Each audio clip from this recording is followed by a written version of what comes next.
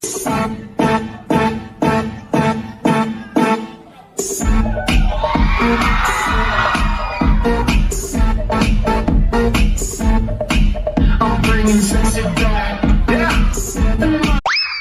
ang mukha mo sa personal.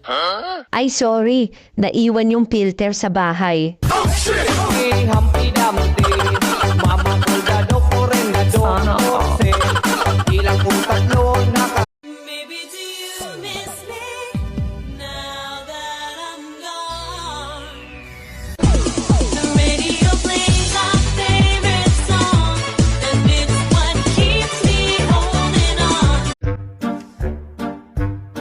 Be, ano bang susundin ko?